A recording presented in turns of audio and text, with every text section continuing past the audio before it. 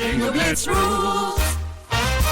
If your bingo has ads in it, That's not a bingo. if it doesn't have the coolest tournaments, mini games, and the most breathtaking design, Nope, not a bingo. if your bingo moment makes you feel so excited that you just want to burst in joy and scream out loud, bingo! Sorry, so you're playing... Bingo Blitz? Now that's a bingo.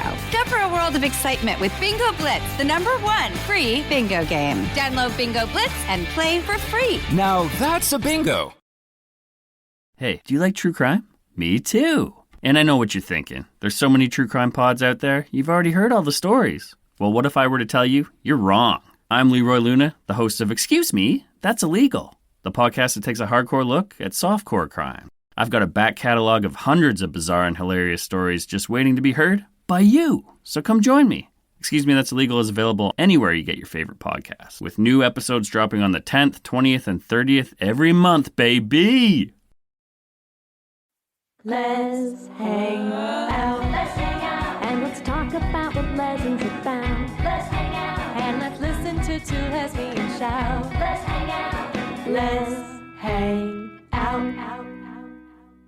Hey everyone, welcome back to Let's Hang Out, the podcast that just wants to know, if we could be yours for 10 minutes, what would you give in exchange?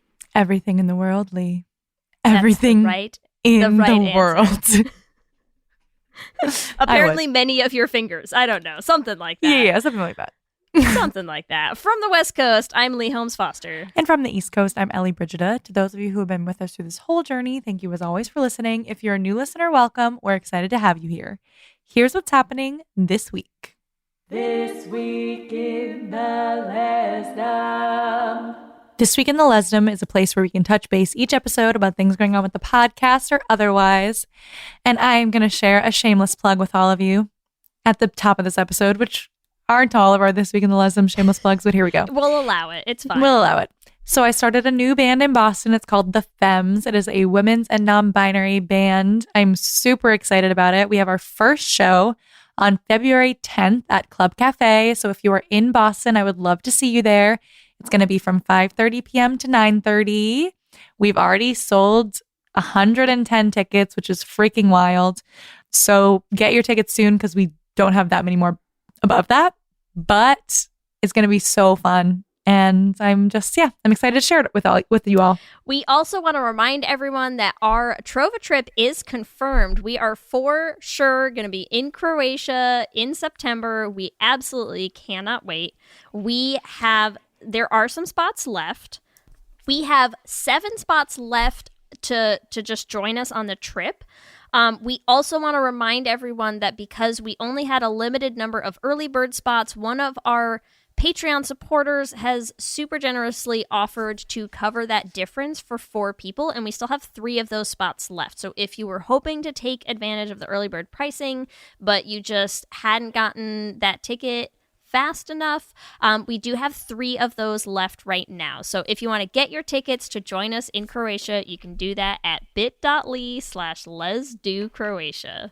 Cannot wait. In season 6, we are also releasing Patreon bonus episodes. And today we have a new Patreon bonus episode coming out for Everything, Everywhere, All at Once. Leigh and I had a great time talking about it. We thoroughly enjoyed the film.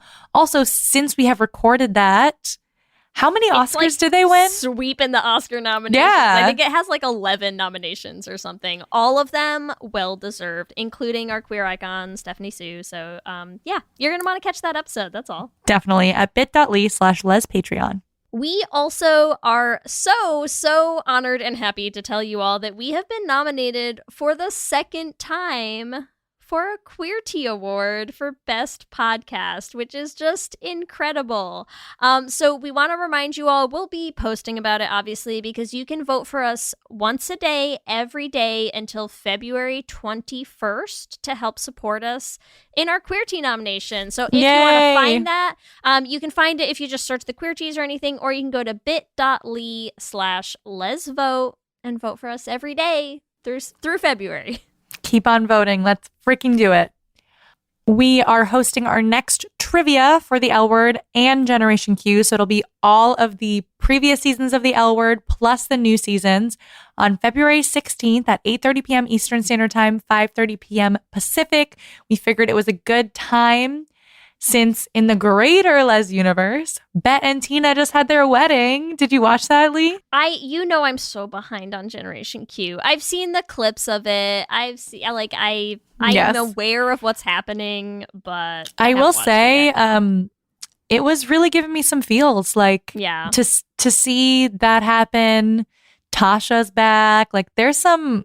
I actually enjoyed this season more than I have the previous two, so I hope it's not the last. We haven't heard of it if they're renewed yet, but I really liked this season, so I feel like they're on a roll. They're heading in the right direction.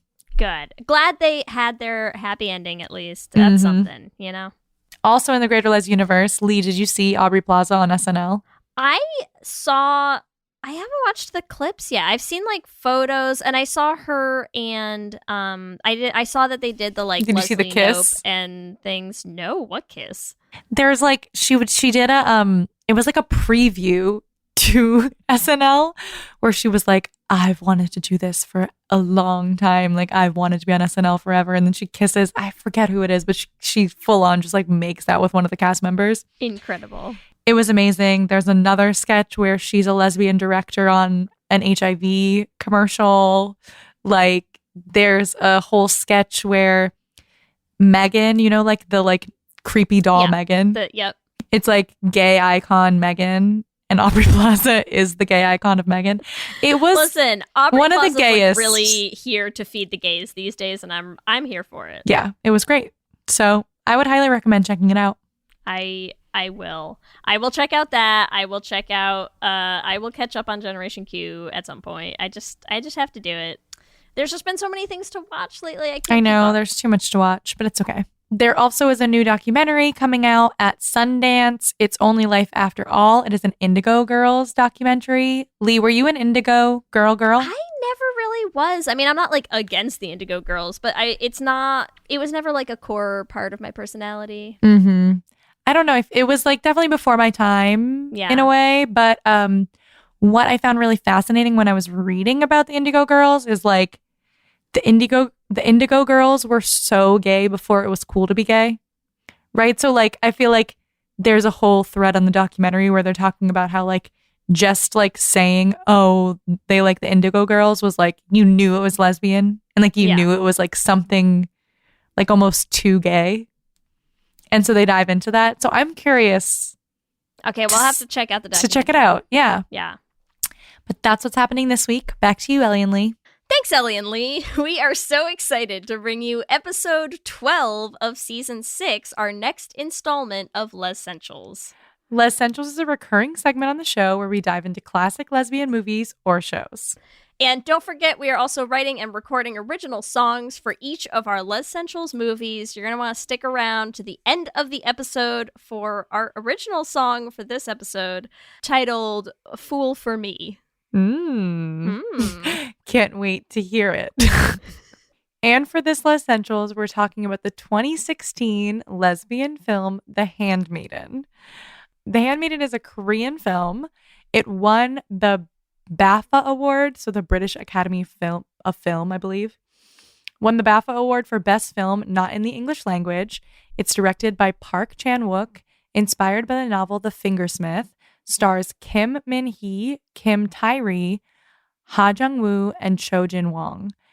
It is a beautiful piece of cinema. I'm excited to talk about it. I am as well. I had never watched it, so this was like my first viewing of it, and I am also excited. I had read The Fingersmith. We're going to get into all of this, but for anyone who's not familiar with the story, here's the IMDb synopsis, which I think is a great in its simplicity and how much it gives nothing away.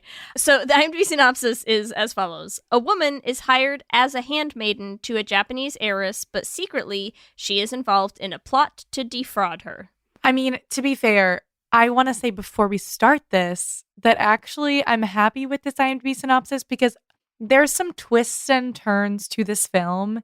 If you want to explore, like if you want to see this movie, those of you listening, Stop I would listening now. highly recommend you actually don't listen to this episode before you watch it. Yeah. I just feel like it's so much better of a movie when you don't know what's going to happen. Yeah.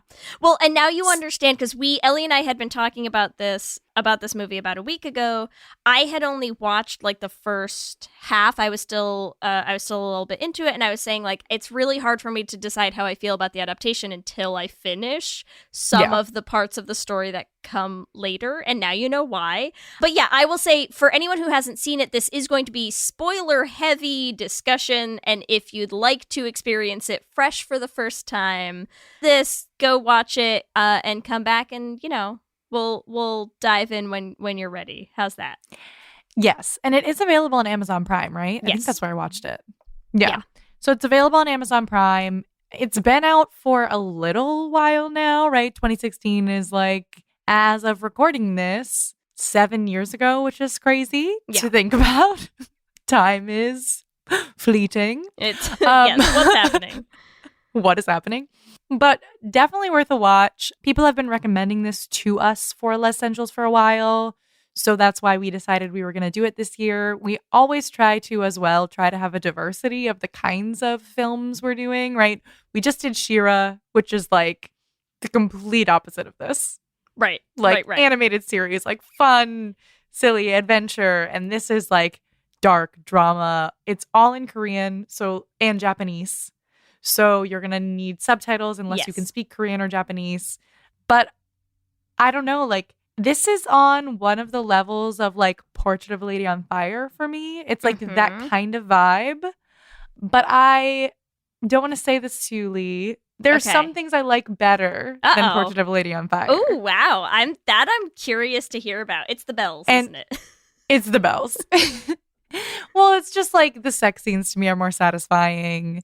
We actually have a happy ending for our couple. Spoiler alert.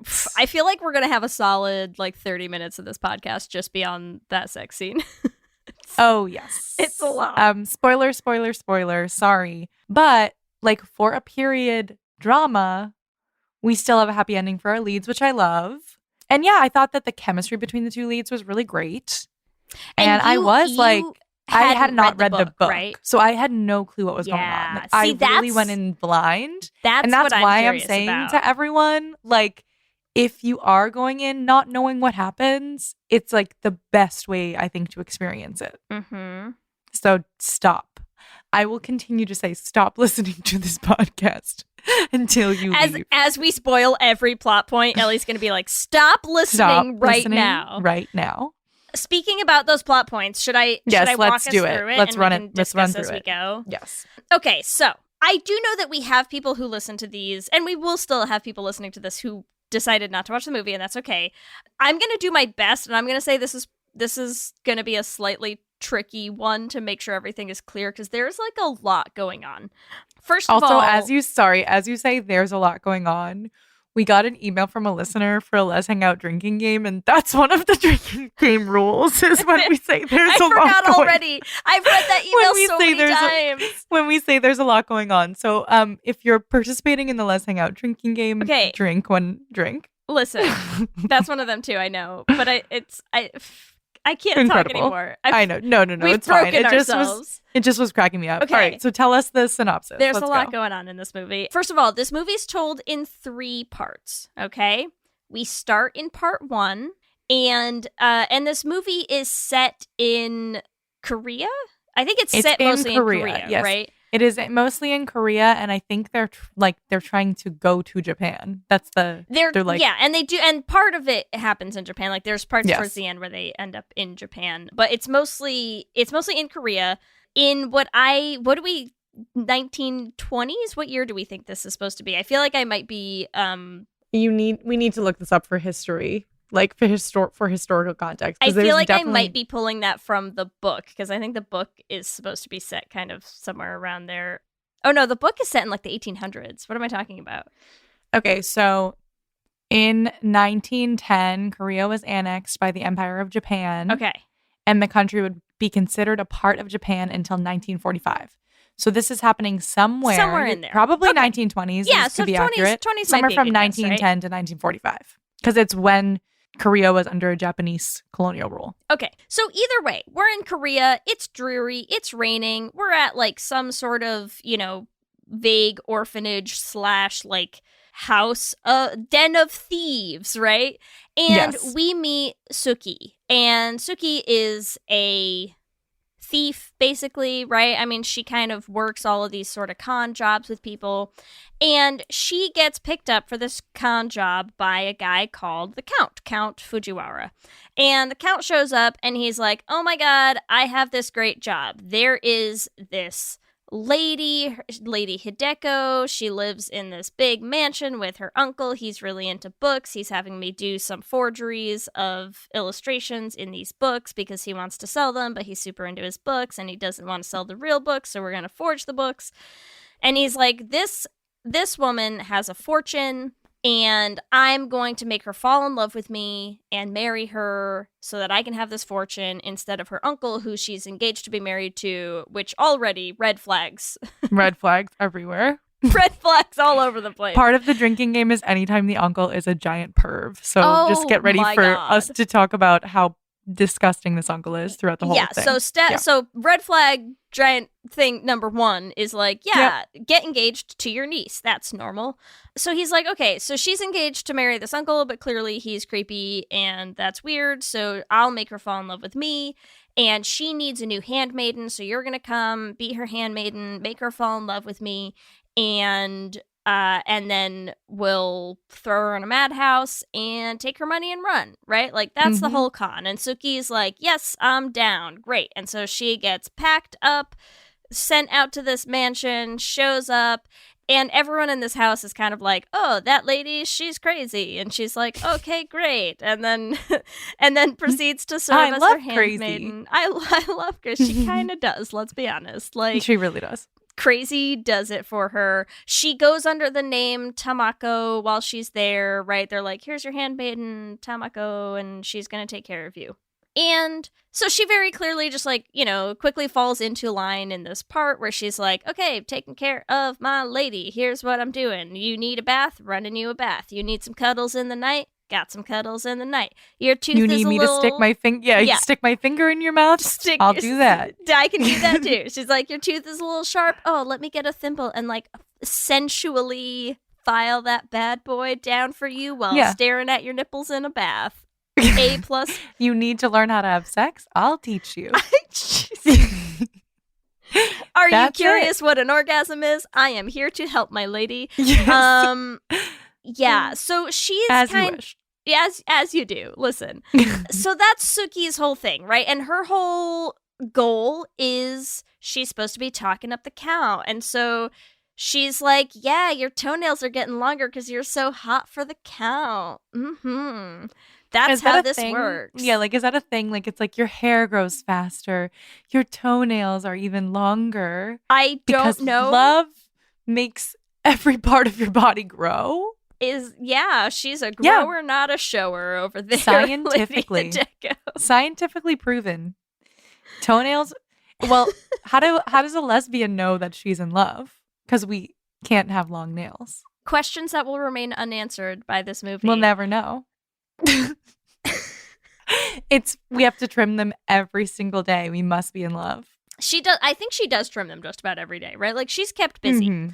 So that's her life. She's kind of talking up the Count, but also they're sort of like hooking up a lot, and she's getting second thoughts. Yeah, right? her and Hideko. Yeah. Sook-Hee and Hideko. Sook-Hee / Tamako is with Hideko. Yes, and she's clearly starting to get super jealous of the Count. She's like not into this plan as much anymore, but she's like, gotta get that con money, so I have to commit to this, right?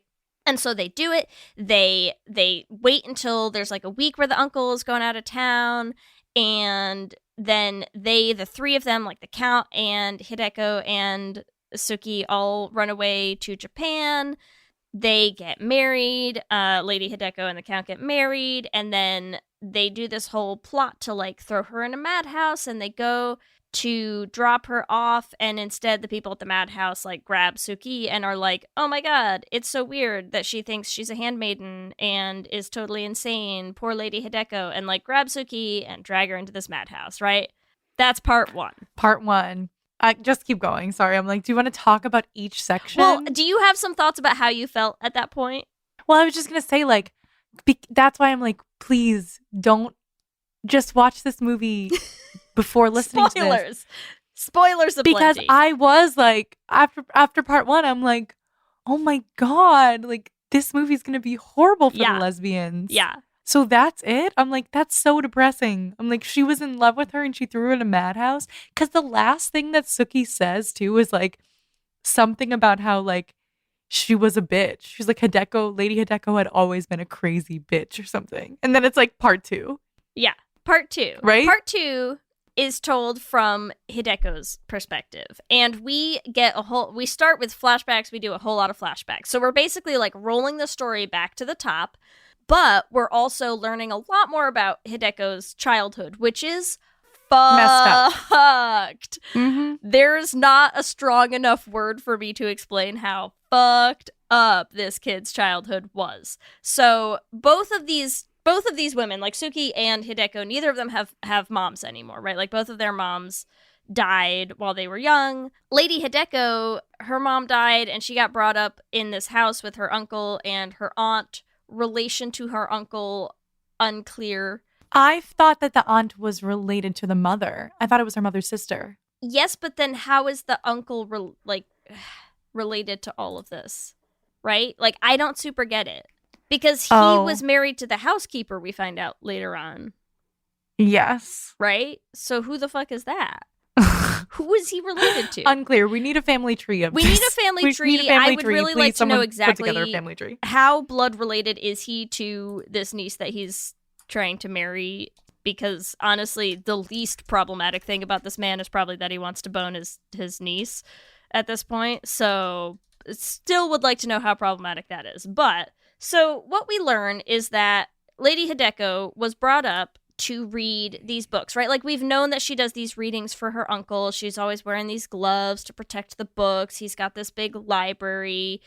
In part 2, we learn a little bit more about his tentacle porn collection. And oh God. and how he introduced... He's basically selling his niece to all of these fucking men. Weird. So, like, she basically from a young age started learning how to read these books that are all super porny, like gross porny books, and it's hideous. And she had an aunt, and the aunt was doing the readings, and then the aunt was found hanging in a tree, which you're like, oh no, this aunt was so miserable that she hung herself. And as if that wasn't bad enough, then you find out, no, she actually didn't. She just probably was so miserable that the uncle like fucking killed her in his torture cave. Well, I'm pretty sure he killed her because she tried to run. Yeah, something like that. I don't know what's going on. She tried to run away. And that's why he says to Hideko at some point, like, yeah, he's like, let me bring you to my torture basement. Let me show you my torture chamber. Let's go to the dungeon, Hideko. Yeah. Let's show you what would happen if you run away. So she has a horrific childhood where she is trapped in this house with her pervy uncle, reading sex books to all of these men who then pay her uncle for her to basically beat the shit out of these men.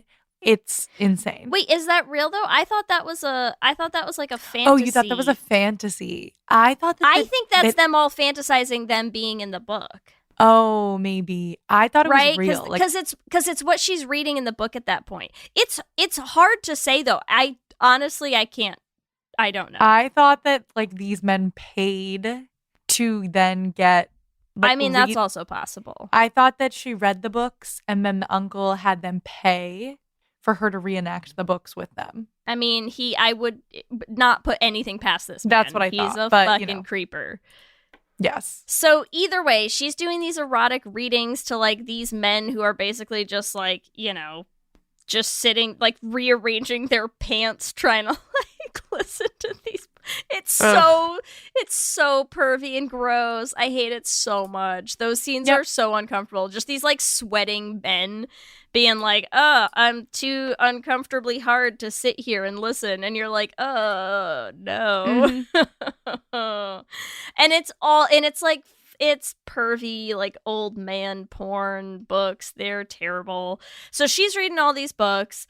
And the Count shows up at some of these readings, and he gets her alone, like manages to get her alone to have a conversation, and proposes this, gives her an out, basically, right? He's like, hey, are you not into fucking your pervy old uncle? Like, here's an alternative. You could marry me and we'll split your fortune and run away together. And she's like, I can't run away because of the torture dungeon.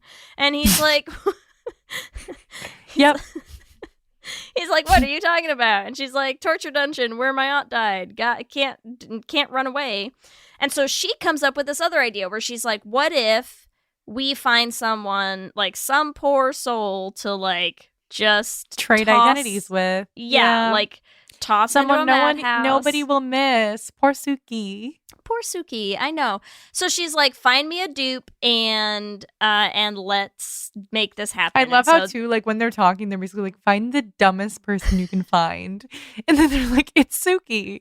I mean, and to be fair, Sook-Hee, like, for all that she spends the whole beginning, like, all of part one is Sook-Hee being like, how naive is Lady Hideko? Like, she believes anything you tell her. Like, even if a man was, like, pulling on her nipples, she wouldn't know what he wanted. And you're like, dude, Yep. this woman reads, like, the hardest porn on the weekly and, like, Yeah, like is she's been playing you you this for whole an time. absolute fucking idiot. And This is basically like if Hustlers was set in Korea in Korea.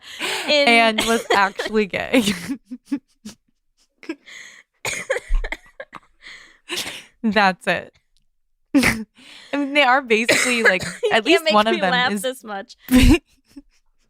one of them is basically an escort.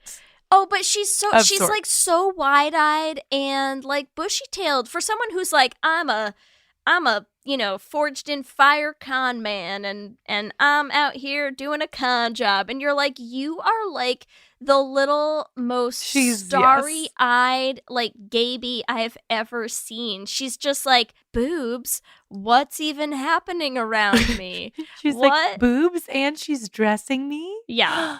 Oh my god, Oh my yeah. God, I'm in love. Yeah, it's a lot. So Hideko, like Sook-Hee shows up, and then the Count and Hideko are basically like just two-timing Sook-Hee left and right? Like they're just being like, okay, we got to make her believe that this is what's going on so that we can throw her in this madhouse. But meanwhile, Hideko is also falling in love with Sook-Hee. With Sook-Hee. Because Hideko is like so fucking gay, it's painful, right? I mean, she literally, that's why the Count's like, so I'll never be able to have sex with you, right? No. And she's like, never in a million years. He's like, okay, then Okay, great. let me propose this alternative. Yeah, because, and I swear to God, I think one of my favorite scenes in this whole movie, because you meet the Count when he shows up and he's like, oh my God, any woman in this house would like fall into bed with me, right? He's like, these women are tripping over themselves to like get on this dick, except for one. And it's Lady Hideko. Like, she doesn't have any interest in me. And you're like, yeah, because Lady Hideko only pops a sweat when she's reading about lesbians from all of her uncle's porny novels, right? They have this scene where, like, they keep having these rolling blackouts at the house. And she's in the middle of a reading and all the lights are turning off. And she's like, that's okay, because I'm reading the lesbian story, so I can recite it from memory, Memory. Like, she Don't just, worry. I she- remember every word. Yeah, she closes her eyes and she just gets a little hot and bothered during the reading for a change because she's telling this story about these lesbians and the silver bells. They're popping up their vajayjays and then like tinkling them together, and she's having a grand old time. Like she's She really, that Into story it. really sticks with her. yeah, super into it. So Hideko, super fucking gay, and she's basically just being like, oh, Sook-Hee, I'm so innocent. What do men like in bed? Do they like to kiss? What is kissing like? And then she's like, yeah, suck face. Okay, great. And then she's like, oh my God, do more things that men like in bed to me, Sook-Hee. I just really need to know what they are. I don't know what anyone would do in bed. Also, let's fucking scissors. She's like, I just don't know what people might be into. Get your head That's down so there, true. Sook-Hee. Use some Yeah. tongue. Okay, I just, what else might they be into? Like, let's just what other things can we try out? I mean, it's like a serious role play for Hideko, It's right? Like Hideko is so role playing fucking her funny. entire life. It's so funny. And she's just like, I'll be sweet and innocent for you, Sook-Hee. Yeah, do it like Like, the but Count would do it. Touch me like the Count would touch me. Keep touching me. How else would he touch Yep. me? Where else? Yep. Show me where. With That what scene parts was of his good. body would he touch my body? Show me with yours. That scene was good, and we see it twice. Yes. And you get so much more the second time around too, because I'm sorry, but when you get to see it from Hideko's perspective and like how much sex they had, like Yep.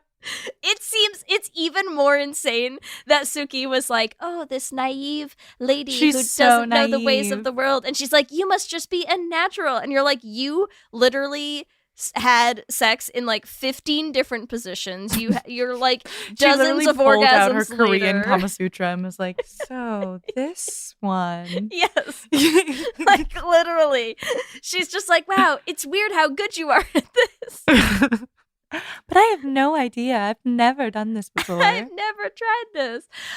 It's like it makes it so much more comical that Sook-Hee managed to like still think in her head that she's like, oh, what a naive woman. Like Sook-Hee, dude. Like I know. Well, and the whole she's part like after this fucking too, right? riding you 3 ways from Sunday, and you're just like, I wonder where you learned all of this. What kind of books is she reading with her uncle? You do not even know. Oh my You do god. not even know. It's No, and then insane. after this, because we see this entire thing we saw it from Suki's perspective, then we see it from Hideko's, and you're like, Sook-Hee, you idiot. Like, Hideko's literally trying to be like, so I'm in love with you. Can you give me something back? And she knows that Sook-Hee, like, Hideko already knows that Sook-Hee is trying to fuck with her. So then she's like trying to be like, I'm trying to give you a moment here to come clean. It's like so painful. Yeah. So this is so also we work our tragic. way back to the same madhouse drop off, right? Where they take Sook-Hee away. And now you're like, okay, now I've seen it from Hideko's perspective of like, oh, you were in on the con the whole time. The con was all about Sook-Hee the entire time, and now Sook-Hee's in this madhouse. And you're like, oh wow, this story still sucks for the lesbians. No, part right? 2 part 2 we see different. The end of do part we see 2, the ending in part 2? I thought it was when part No. 3 starts. No, the end of part 2, she says, "Oh, I love you, Sook-Hee," or like, basically, she's like, "I just wish there was what if I loved someone else?" And then she goes to hang herself, and Sook-Hee that's takes at her the very end down. of part 2. Yeah. Okay. And Sook-Hee takes her down. That's the end of part 2. And then she's like, I'm so sorry. I love you. Like, I want to be with you. I'm so sorry. And she comes clean. And then Hideko's like, all right, here's the deal. I've been in on this the whole time. Now let's screw with the count. so let's talk about that scene because she goes to hang herself in the tree like her fucking aunt. And that moment where she drops herself and Suki's like catches her little holding legs, her. and she's like, don't die, don't die, don't die. Like, I know. feelings were a lot. And especially because Hideko is like so emotionless. Like she's such a blank slate, And so because she's had to be. I mean, girl went through so much trauma. Well, there's a fucking like just like freight train of trauma behind both of them, let's be honest. So then and I love the scene. I love this when you get to see them deciding to like take control of the narrative. And also because it was interesting for me watching this. It's been a long time since I read the books, but this is where the story diverges from the book, actually. Up until now, like it's, there's some differences obviously with like the setting and stuff like that, but most of the story up until this point had followed Fingersmith, and this is the point where it changed. And I actually super like the change that they did in the movie. I like the Wait, so what was in the book? In the book, they throw her in a madhouse. And that's it. And that's it. And then what you find out, the whole third part, maybe I should talk about it after because it's going to get very confusing. But it's basically, you learn that there was actually this whole plot with like the woman who ran the orphanage and like switched identities. And like it gets very convoluted. And I don't remember all of it. But the third part is totally different in the book than it is in the story. No happy ending for our lesbians. It does still kind of get to a happy ending, but it's a lot more like unraveling and baggage to get there because in the book she basically did. I mean, in the book they have different names, but in the book Hideko threw her in the madhouse and was just like, this is my ticket out, like here I go, and takes it, and then she gets double, like triple, quadruple crossed again. It's hard to keep track at this point of who's crossing who. She gets double crossed again by the count and by the orphanage woman, and is like a kidnapped, like hostage at the orphanage. Like it's all very confusing. So in the movie, that's not what happens in the movie. It's not what happens in the movie. In the movie, the two of them actually kind of get to like take control of their own narrative, and they're like, they come clean to each other, and they're like, we can get out of this. Like we can find our own way out. We're going to double cross, triple cross, whichever the count, because like fuck that guy anyways. He's terrible. And so they decide to double cross the count, and so then you get to see this whole story of like their actual escape from the uncle's house, and I fucking love it. Well, yes, because so much. We've seen in part 2, right, all the like trauma that these books have caused, right? And they're in the library, and Sook-Hee is just like destroying these books. Well, she's like, so fuck these books. So one thing is Sook-Hee Sook-Hee can't read, right? Like we learn it early on. Sook-Hee does not know how to read. And so she's never seen these books. She doesn't even need to know how to read because the first one she opens is literally this woman getting like, you know, absolutely destroyed by a fucking squid. It is tentacle porn to the max. And she's like, she realizes, she's like, this is what your uncle has you reading all the time. And like, she goes full like Dyke in shining armor. She's like, I'm here to save your honor, my lady. Don't worry. And God, like watching her destroy all those fucking books, so cathartic. Like so good.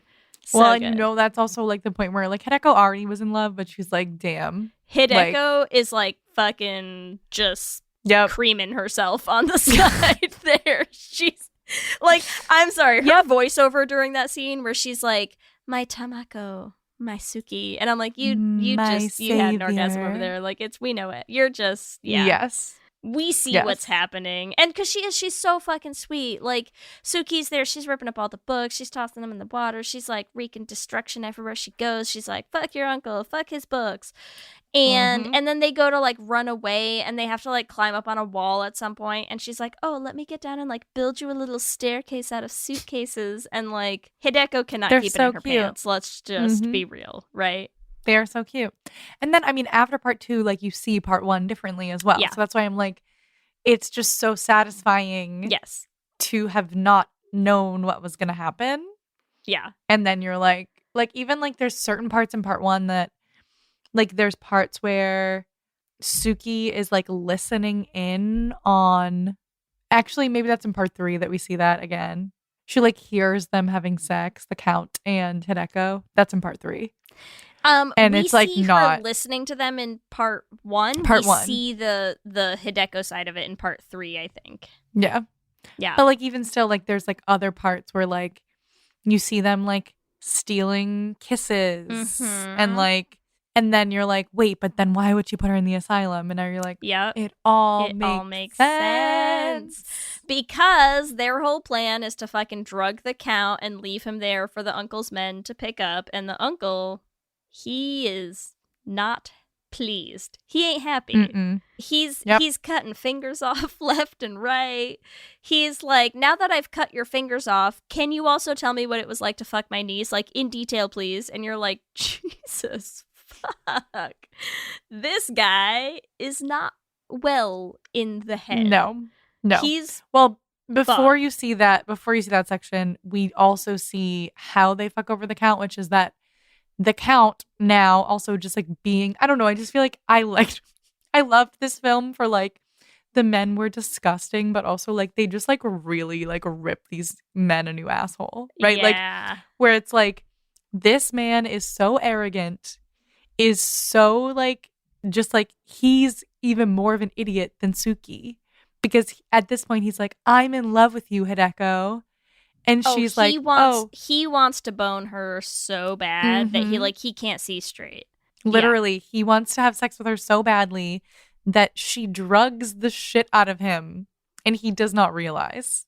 And she never has to sleep with him. He pulls his pants down and collapses from opium that he gave to her. Also, he gave her that opium to like be like, here, you can trust me. Here's some opium. If things go sideways, you can kill yourself.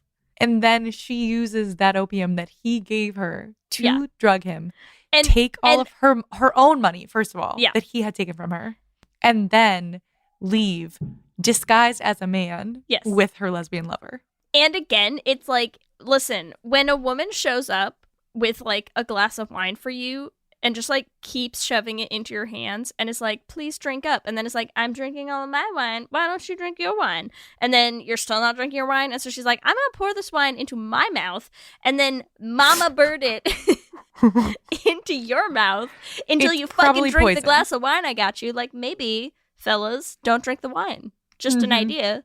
Might be laced with opium. Just a thought. Don't drink the wine. Just a thought. She's for sure roofying you, and you're just like, oh, it's so hot when you spit wine into my mouth from your mouth. Ooh, yeah, I love it.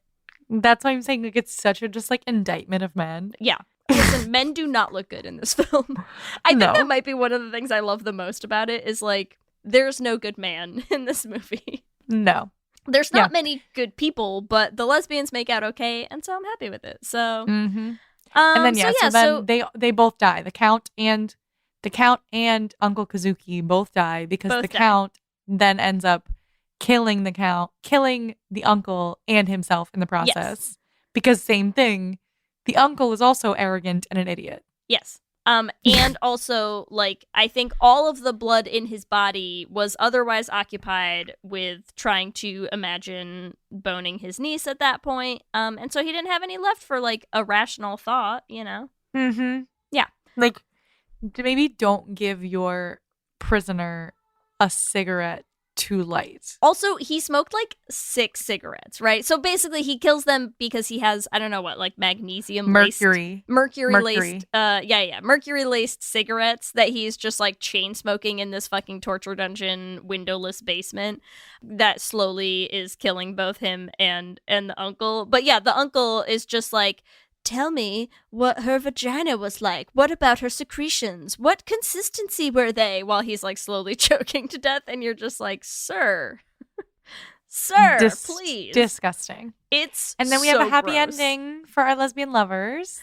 I fucking love Hideko in her little band cosplay. Her little mustache and top hat. They will never escape. They'll be looking for 2 women, and it's like, joke's on you. She's dressed as a man. Oh, she's so fucking cute as a little dude. And then they escape on a boat, and then they shove some bells up each other, and then they have sex, and that's great. And that's it. Little silver bells ringing across the moonlit sky, and you just know, Merry Christmas. Nothing could get Hideko off more than that. Mm-hmm. She's and like, it's just finale. like I've always dreamed it when reading this story. Yeah, she's on cloud fucking 9, that girl. So they sail away to freedom and you know, live, laugh, lesbians. I don't know. That's what they're live, laugh, lesbians. That's what I'm saying. So those are, after, you know, recapping our story, those were like a few of the things that I really liked about this movie were, like I said, just like not knowing what was going to happen and seeing it unravel. I remember reading the book the first time, and you're just like, every time you're like, what? And then you get to like the next reveal and you're like, what? So I imagine it was fun to watch the movie going in completely cold, like with no. Yes. And like every time something new, like I feel like it was perfectly paced for me. Like it's like sort of a lengthy movie, but well paced. Like some longer movies, I feel like sometimes I'm like, oh my God, this is so long and I'm bored. I feel like there's like enough up and down and like different points where I'm like, oh, that's interesting, that I was like into it the whole movie. So I appreciated that. And then let's talk about, as I always love to talk about, our lesbian sex scene. It's fucking off the chain. This lesbian sex scene is unreal. Like, unreal. Because they do not shy away, man. They don't shy away from anything. Yeah. We get full nudity. We get Sook-Hee going down on Hideko. Like, that scene, I'm pretty sure there's like a camera angle of like, yeah, you just see her coming up for her tongue first. Yeah. Which I will say is the only part of the sex scene that for me, I like could not get into. Like, I just, her face when she's sticking her little tongue out like that, I was just like, I can't do it. I can't take this seriously. It's like the angle. It's the angle. Because you're just like, what? It's a little disorienting where it's coming from. Like, it's too that angle, two-face. That angle didn't work for me. The one that did work for me, though, is where you get the POV shot of Hideko looking down her own body with Sook-Hee's head between her legs. And I was just like, well, okay then. Yeah. I'm like, Jesus. Yeah. Yeah, they fucking go for it, man. They go for it. I was impressed at the, like, I totally get what you're talking about with comparing to Portrait of a Lady on Fire. I get it. Because that's fair. This is a better sex scene than we get in that movie. Yeah, Portrait of a Lady on Fire, we get we get nothing. Yeah, you get the fade to black, right? Like, yeah, which you get a little bit of a fade to black. This fades to nothing. This is like, here's how long is that scene, honestly? That's what I'm looking up right now. Like, that scene is long and it comes back. Yeah. So we have like a long-ish sex scene to start. Like, the part 1 sex scene is like less long than. This episode is sponsored by BetterHelp. And as we head into Thanksgiving time, I want to start by thanking my wife, Kelsey, who has not only listened to just about every episode of this podcast for 8 seasons now, but who also is the only reason I'm able to make time to record it every week. She takes the kids, gets them dinner, and gets them ready for bed, just so that Ellie and I can come on and yell about gay things into each other's faces for an hour. So here's a reminder to send some thanks to the people you're grateful for in your life, including yourself. I've been in therapy for a long time now, and one thing that's so important about therapy is how it teaches you to be more intentional. And being intentional about gratitude and how to show that to the people you appreciate is just one of the many benefits that I've gotten from therapy over the years. If you've been thinking of starting therapy, consider giving BetterHelp a try. I know how hard it can be to find time for regular therapy, and BetterHelp is designed to be flexible and convenient for your schedule. You can fill out a brief questionnaire to get matched with a licensed therapist, and you can switch therapists at any time for no additional charge. If you want to start being more intentional about gratitude in your life, visit betterhelp.com/lezhangout today to get 10% off your first month. That's BetterHelp, HELP.com/lezhangout. Let's hang out. For many businesses, the holiday season can be both an exciting and stressful time. With so many balls in the air, one thing you definitely want to know you can rely on is how you're selling your products. And with Shopify, you can rest easy knowing it's the home of the #1 checkout on the planet. Nobody does selling better than Shopify. And when it comes to successful brands like Aloe, Allbirds, or Skims, an often overlooked secret is all the things that go on behind the scenes that make selling, and for shoppers, buying, simple. For millions of businesses, if you take a peek behind that curtain, you'll see that Shopify is what makes it all possible. Shop Pay boosts conversions up to 50%, so that's more happy customers and way more sales going. It's true all the time, but especially this time of year, your commerce platform better be ready to sell wherever your customers are scrolling or strolling, on the web, in your store, in their feed, and everywhere in between. Businesses that sell more sell on Shopify. Upgrade your business and get the same checkout we use for Realm merch with Shopify.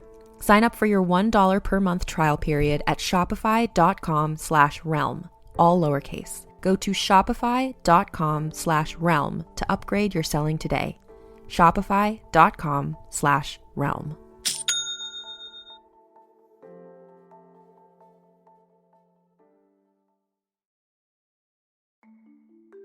For many businesses, the holiday season can be both an exciting and stressful time. With so many balls in the air, one thing you definitely want to know you can rely on is how you're selling your products. And with Shopify, you can rest easy knowing it's the home of the #1 checkout on the planet.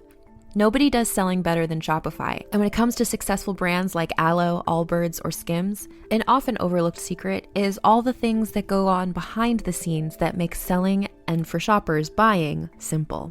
For millions of businesses, if you take a peek behind that curtain, you'll see that Shopify is what makes it all possible. Shop Pay boosts conversions up to 50%, so that's more happy customers and way more sales going. It's true all the time, but especially this time of year, your commerce platform better be ready to sell wherever your customers are scrolling or strolling, on the web, in your store, in their feed, and everywhere in between. Businesses that sell more sell on Shopify. Upgrade your business and get the same checkout we use for Realm merch with Shopify. Sign up for your $1 per month trial period at shopify.com/realm, all lowercase. Go to shopify.com/realm to upgrade your selling today. Shopify.com/realm.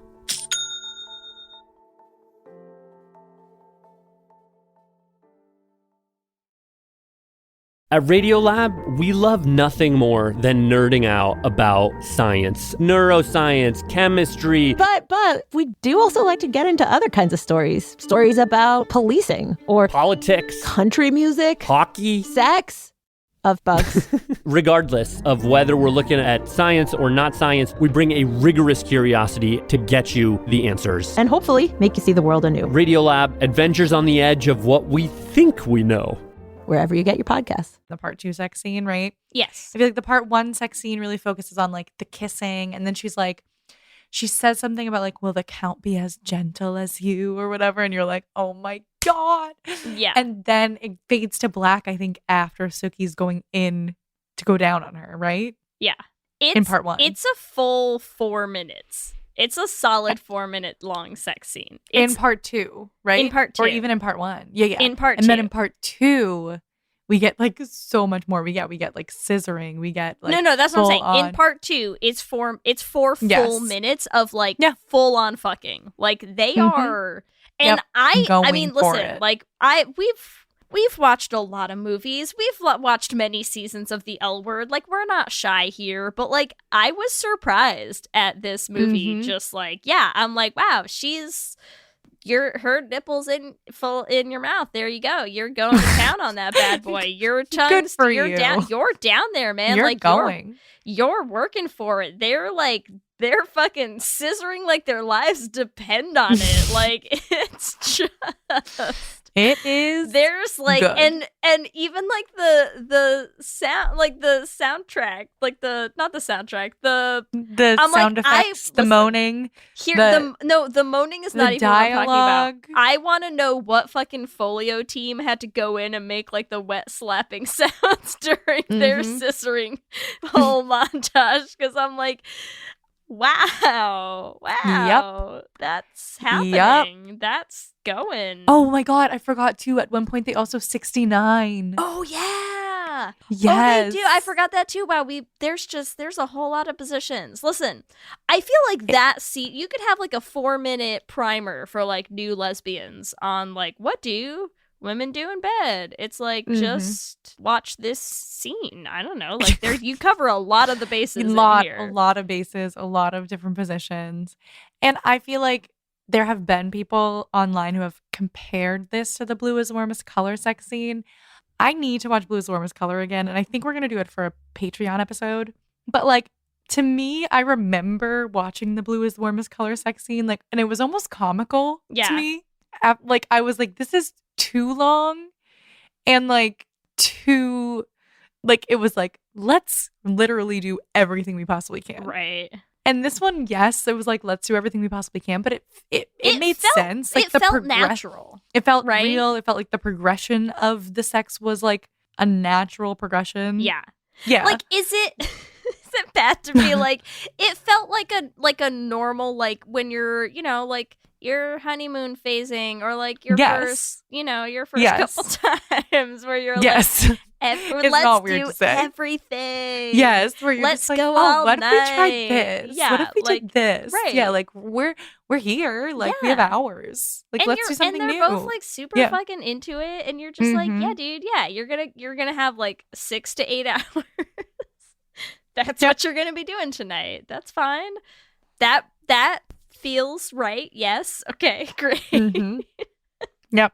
And then let's talk about, okay, so that's like the sex scene. I do want to say there's also like, because this was in 2016, it's also directed by a man. Yes. So we also have to think about like, this is a sex scene from the male gaze, but Well, still, I don't know. Okay, no.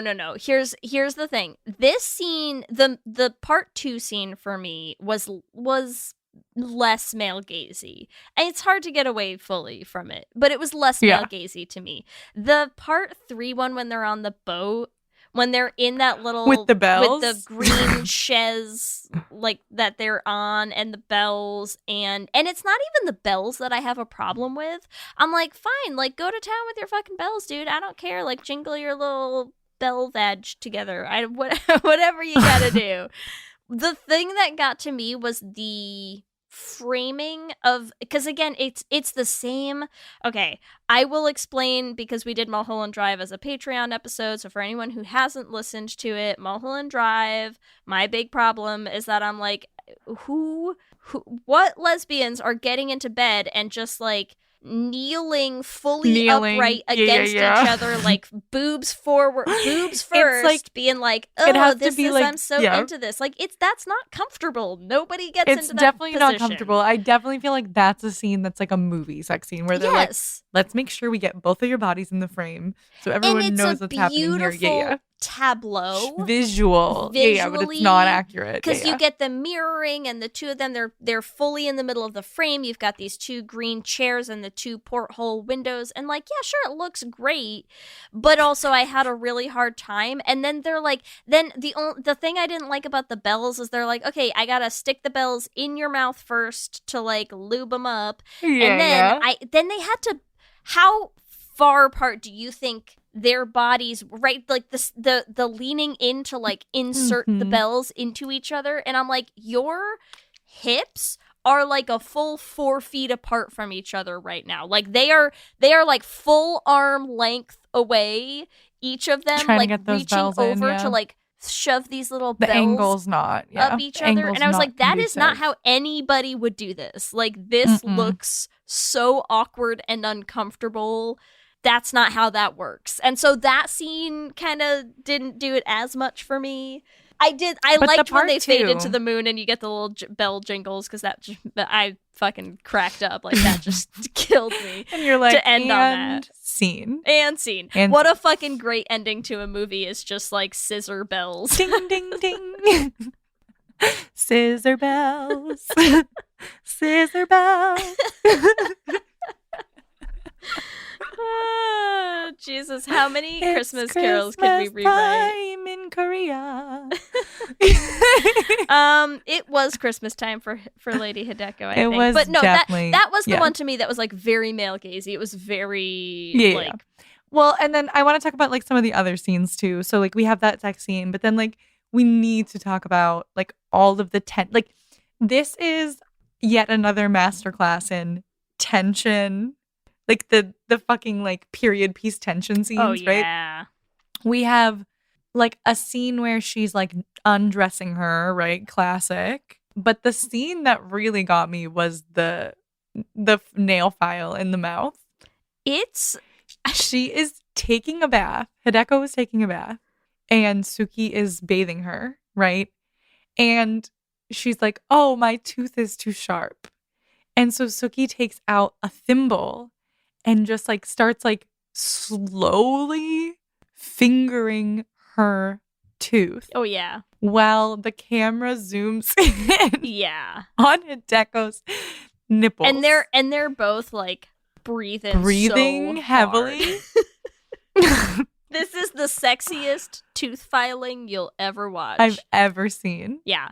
Ever. Like, to be fair though, I was into it. Yeah. They sell It was it. sexy. They're making it work. It was sexy. But They're I was making just that like, scene work for them. what is happening? Yeah. like just heaving as she's like, file. Yeah. Like, Well, and because you know what I love is like when you watch the scene happen the first time, because it's in part 1, so you're watching it from Suki's side, and all you know at this point is Suki's narrative that she has in her head of like, oh, this naive idiot who like doesn't know the ways of the world, haha, right? And you're watching Sook-Hee be like, oh my god, like she doesn't even understand, and like, whoa, look at her nipples in this bath, and she's just like chilling naked in this bath with these flower petals all over the place, and like, why am I sweating? What's happening? Right? And then we know you're sweating, girl. both of them sweat a lot. Like both of them they're like having some trouble.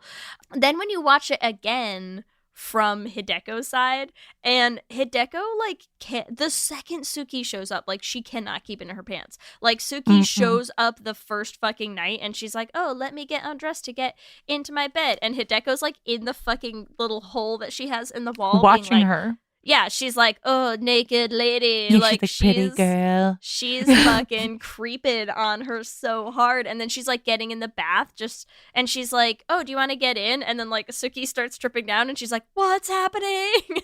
Why am I feeling these feelings? Like she's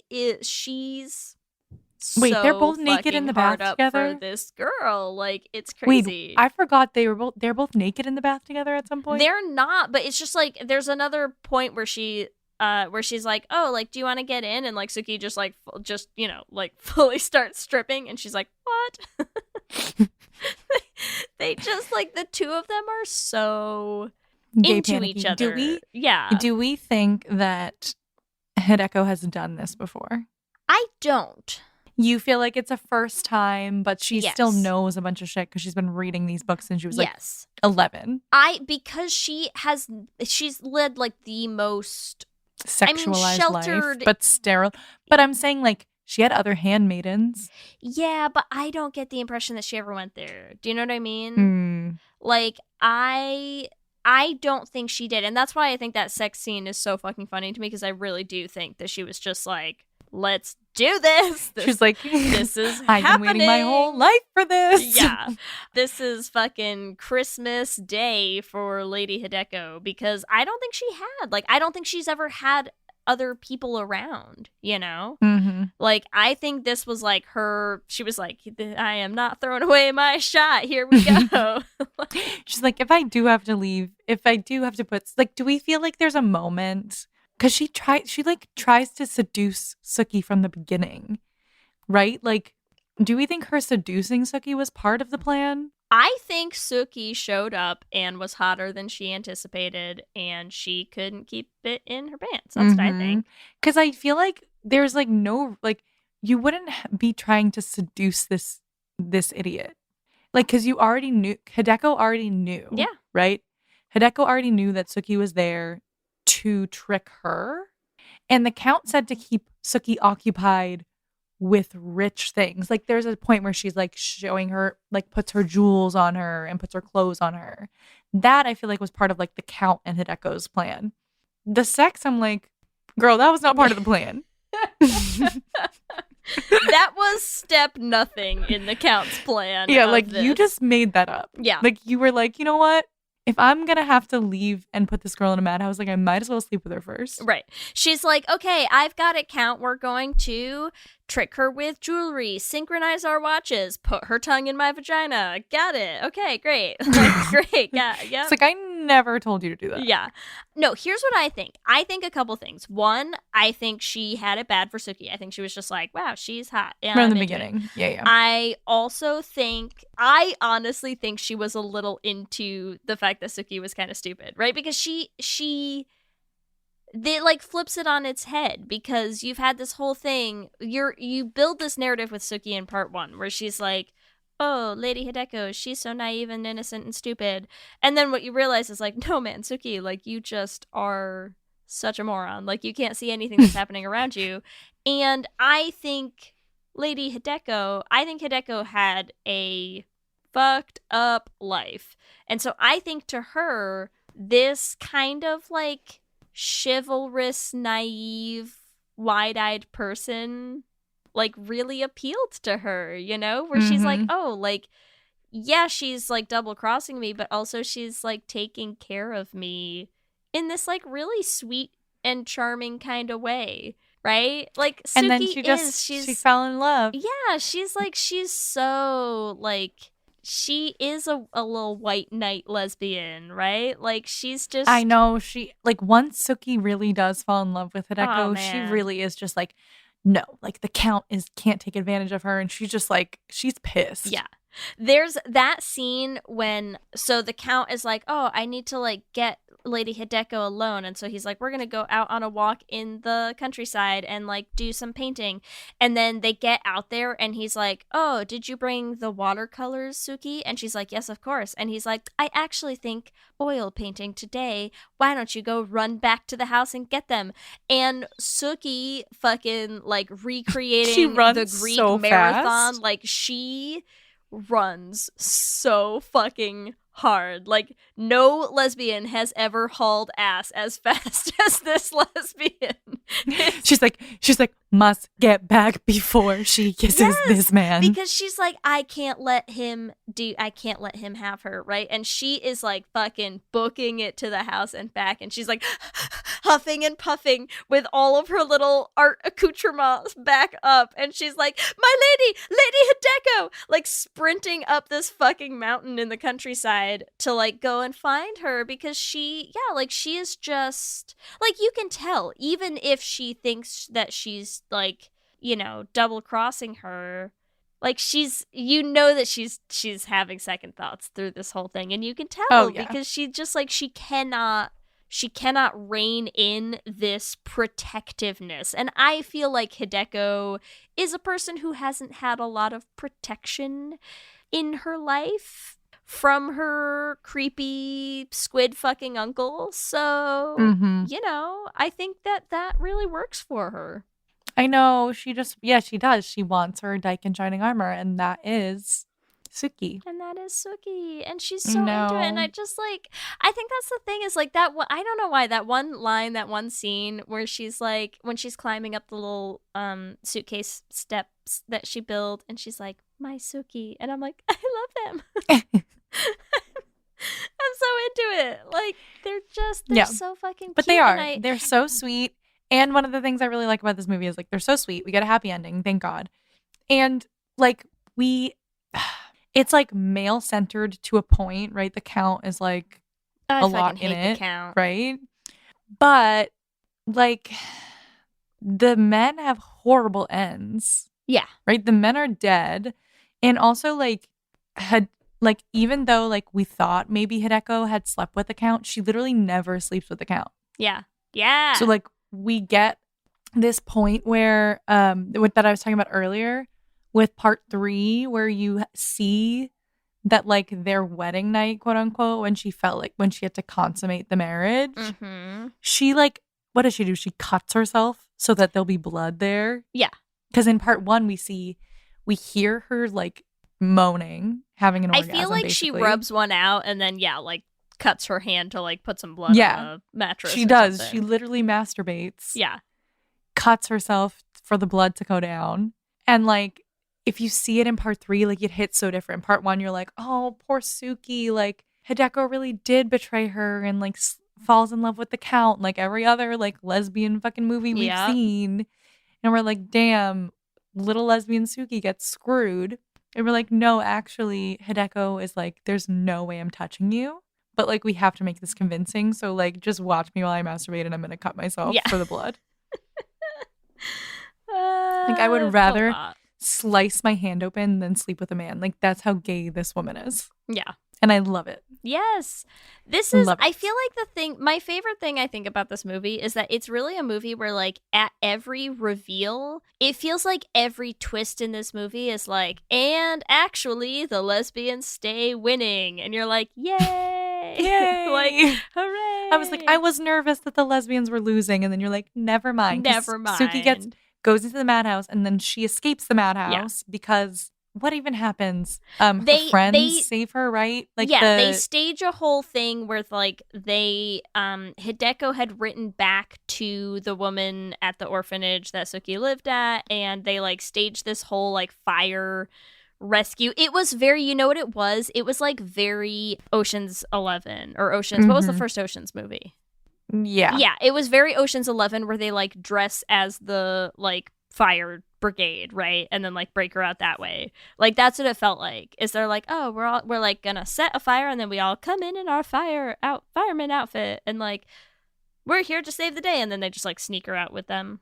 Yes. It was very much that. So yeah, it's perfect. Like literally every single turn, you're right. It's like lesbians win, lesbians win. Count has his pants down. Count gets his fingers cut off. Oh, man. Count gets killed by his own mercury poisoning. Yeah. The uncle loses all of his books and dies. Like they both have no, like they're dead, so it doesn't really matter, but like they don't get any of Hideko's fortune. Yeah. Like Hideko gets to keep all of her fortune and share it with Sook-Hee. Like happy ending all around. I'm here for it. Happy ending all around.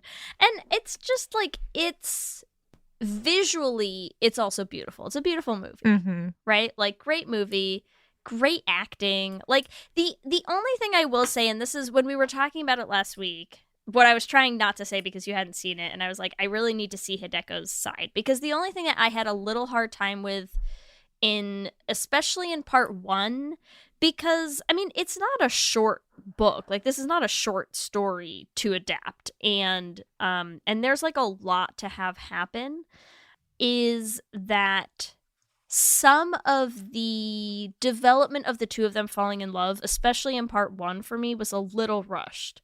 I was having a hard time with Sook-Hee's progression from like, I'm here to defraud this rich woman, and she's like, I'm here, she's fucking crazy, I'm filing her tooth, we're having sex, and I was like, whoa. Like this took a real quick turn around here, and like that part still I think felt a little fast to me, because even with the narration, there's a lot, it's very narration heavy, which it has to be, because you have like, it's really hard to do a movie from multiple different characters' perspectives if you don't have a running internal monologue of what their thoughts are. But even with that, like there's just not as much time in a movie to do as much of the development of somebody's feelings as you had in the book, you know? And it did feel a little fast to me. That part still felt a little fast. And actually, part 2 worked better for me. Hideko's, like, because you've already gotten to see so much of it, that you can spend a little bit more time on watching her experience these events and watching her, like, you know, get to like learning about Sook-Hee and falling for her, and like that worked a little better for me, and I feel like it did make up for it somewhat of like, well, that's why I feel like the twists made sense. Like I agree, like part 1 to me, but like watching part 1 to me wasn't as much, like was almost like disorienting and confusing on purpose, where it's like I wasn't like, after part 1 I wasn't like, wow, but I thought they were in love. I was like, oh, okay, I guess that makes sense, right? Like, I bought in to the fact that, like, oh, okay, yeah, Hideko was playing her. Damn, right? Like, because they didn't have as strong of a foundation in part 1. Well, and what I liked about it is that, like, again, the thing I liked in terms of the deviation from the story of the book is, in the book, like, you really do. You have one character who is, like, to the end, is like, I am throwing this rich lady in a madhouse. And you have the other character who is like, yep, gonna throw you under the bus to get out of here and throw you in the madhouse. And they both do. And I feel like when you watch it in the movie, you know, like, when you watch part 1 and you're like, oh my god, I can't believe Sook-Hee is going through with this. And, like, and you don't know yet that they've actually been plotting this whole thing together since they left the mansion, you know? And it's like, and you do it, like, it makes you think a little less of Sook-Hee in some ways when you don't know. Of Hideko, you mean? Yeah. No, of Sook-Hee.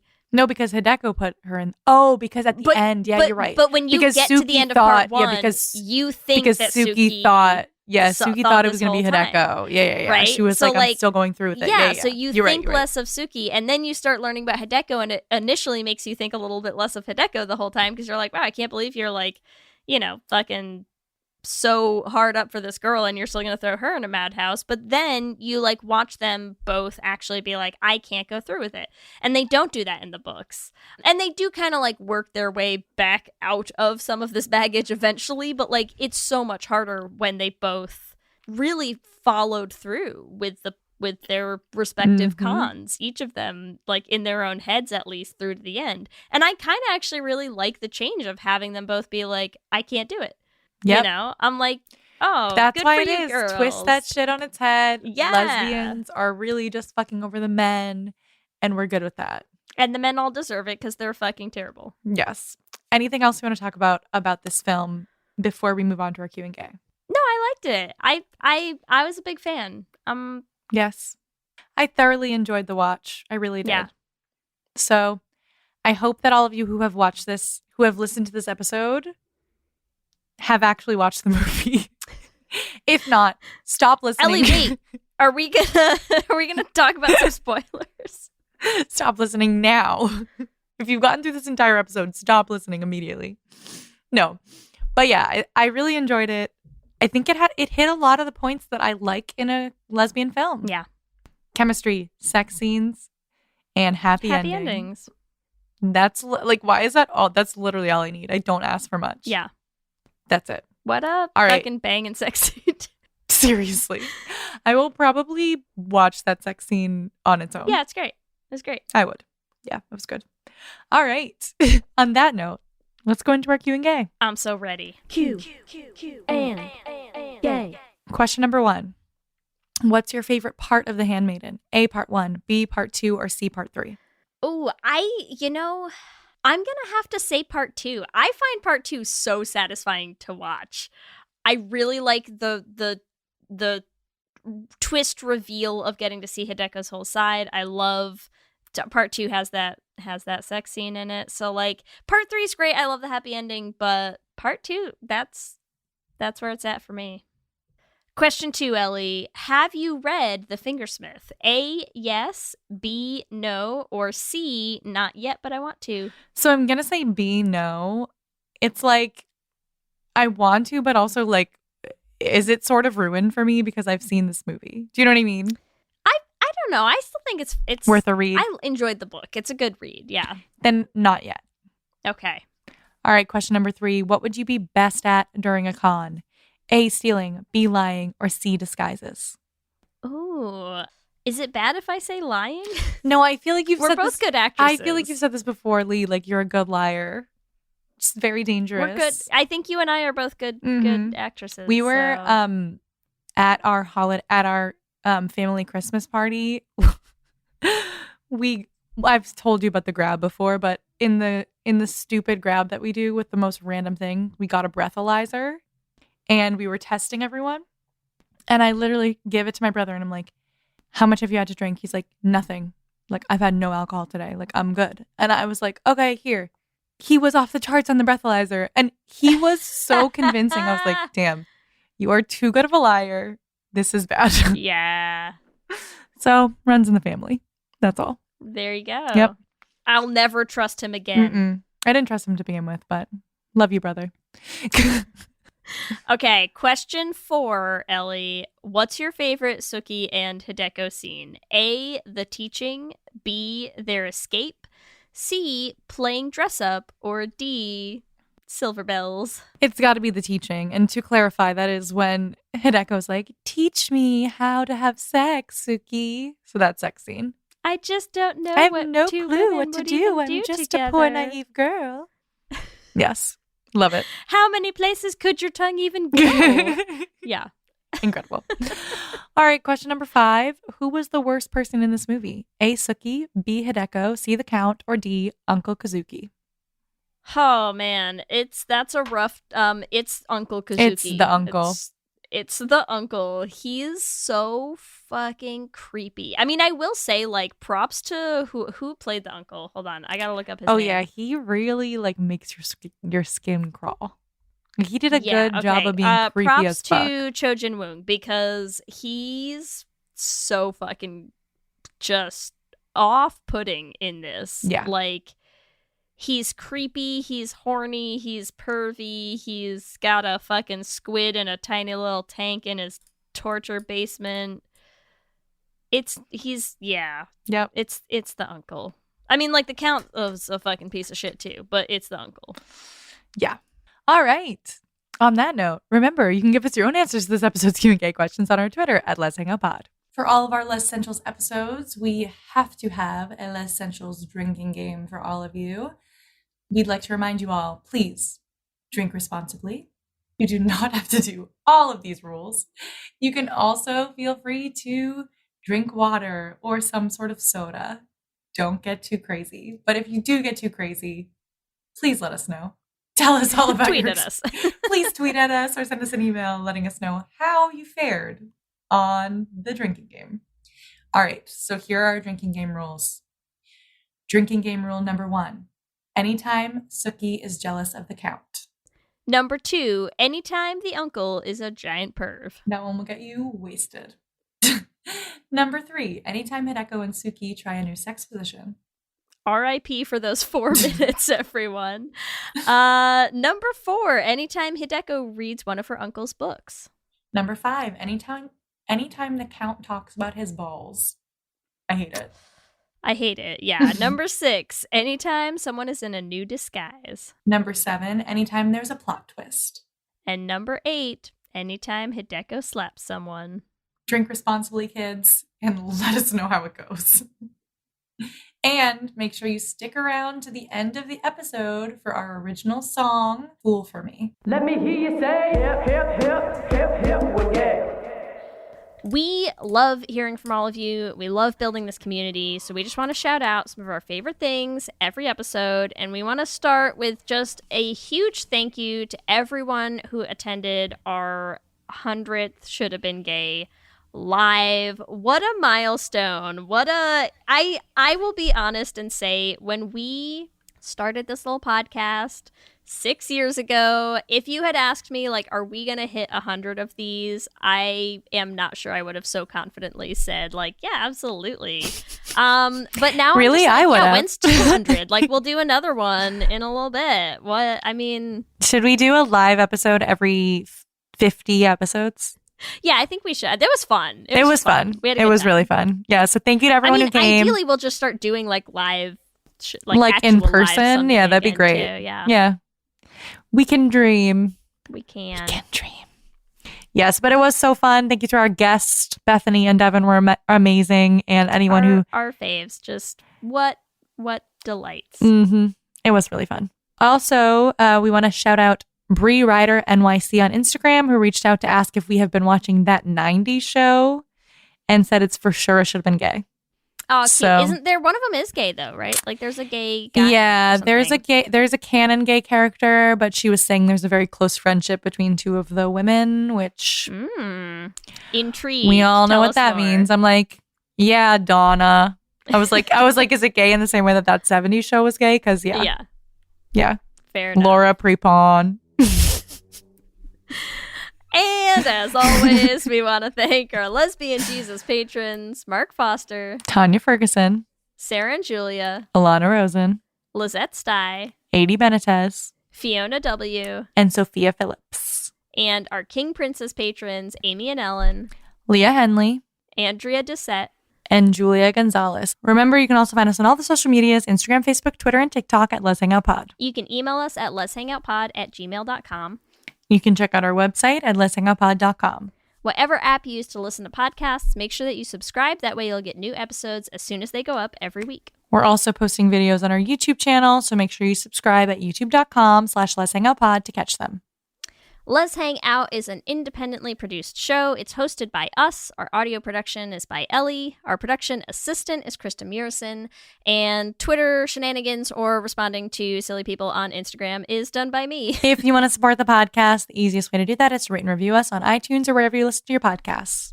If you want to join our Patreon, you can join our Discord chat. We have ad-free episodes. We have Lez-ssentials watch parties.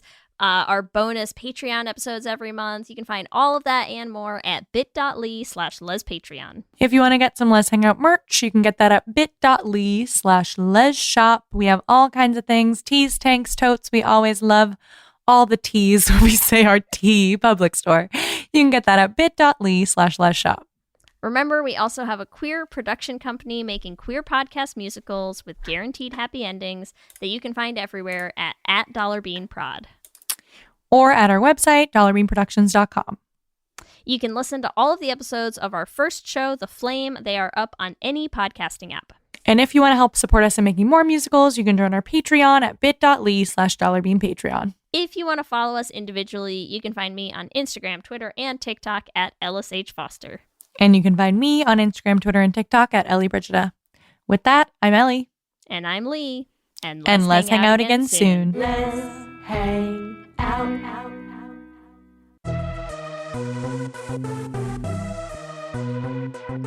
Boy, you got a plan to make some fast money. All you ever had to do was ask, honey. Cause I can be your servant, observing and learning the twists and the turns, making sure that she's yours. Now scream, somebody help my dreams are starting to melt into the day.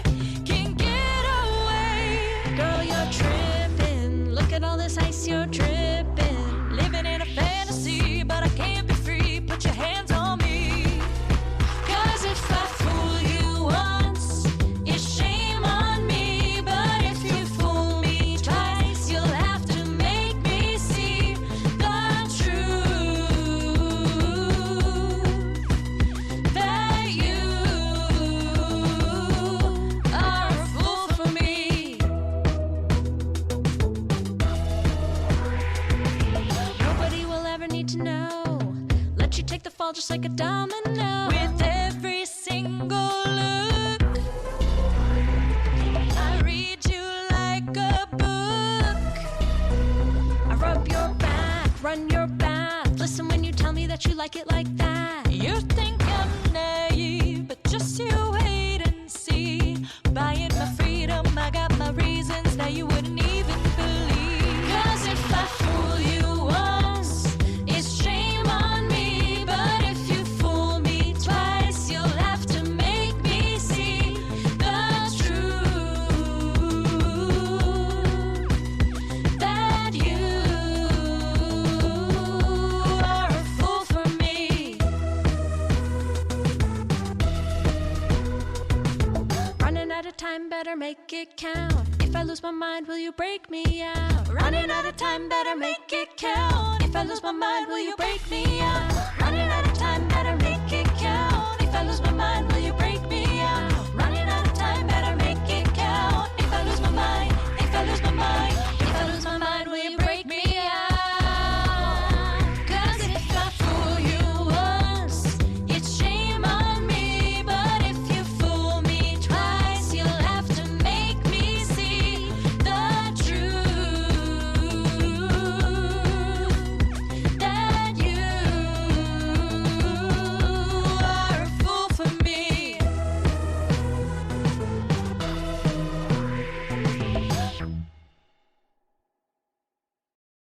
Ladies and gentlemen, What are you doing?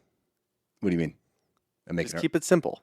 I'm making the promo. Just keep it simple. Just say, hey, we're the Brav Bros. Two guys that talk about Bravo. Ladies and gentlemen, boys and girls, we're the Brav Bros. No. Oh, Dude, stop with the voice. Just keep it simple. I've seen promos on TV, dude. This is how you get the fans engaged. This is how you get listeners. We're trying to get listeners here. If we just say, oh, we're two dudes that talk about Bravo, people are going to get tired of it already. We need some oomph. All right, then fine. Let's try to do it with your voice.